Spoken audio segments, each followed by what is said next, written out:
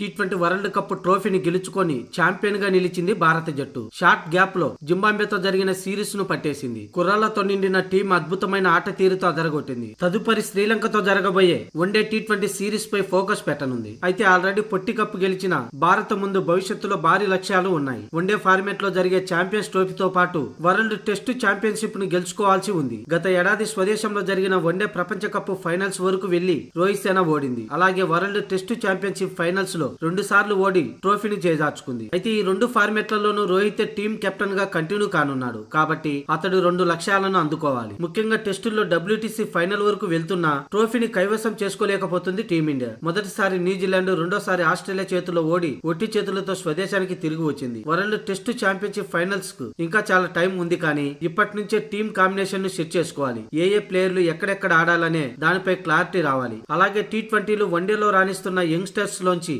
Long format కు suit అవుతారనుకునే వారిని టీంలోకి తీసుకోవాలి అని భారత మాజీ బ్యాటింగ్ కోచ్ విక్రమ్ రాథోడ్ కూడా ఇదే అభిప్రాయాన్ని వ్యక్తం చేశాడు. రింకు సింగ్ లాంటి మోస్ట్ టాలెంటెడ్ ప్లేయర్ ను టెస్టుల్లో ఆడించాలని సూచించాడు. రింకును టెస్టుల్లో ఆడిస్తే టీమిండియాకు తిరుగు ఉండదని విక్రమ్ రాథోడ్ అన్నాడు. అతన్ని లాంగ్ ఫార్మాట్ లోకి తీసుకోవాలంటూ రోహిత్ శర్మకు సజెషన్ చేశాడు. రింకు సింగ్ లో అపార ప్రతిభ దాగి ఉంది. అతడు నెట్స్ లో బ్యాటింగ్ చేసే టైంలో చూస్తే టెక్నికల్ గా ఏమాత్రం తప్పులు కనిపించలేదు. ఇంత సాలిడ్ బ్యాటర్ ను టెస్టులోకి తీసుకుంటే తప్పేంటంటూ అలాగే అతడి ఫస్ట్ క్లాస్ రికార్డు కూడా అద్భుతంగా ఉంది. అతడి బ్యాటింగ్ సగటు 50కి పైగానే ఉంది. ఇంత కూల్ కమ్ టెంపరమెంట్ ఉన్న ప్లేయర్ ను టెస్ట్ బ్యాటర్ గా డెవలప్ చేయాల్సిందేనని విక్రమ్ రాథోడ్ చెప్పుకొచ్చాడు. ఇక మాజీ కోచ్ రాహుల్ ద్రావిడ్ తన బాధ్యతల నుంచి తప్పుకోవడంతో టీం మేనేజ్మెంట్ లో భాగంగా ఉన్న బ్యాటింగ్ కోచ్ విక్రమ్ రాథోడ్ ను కూడా BCCI తొలగించింది.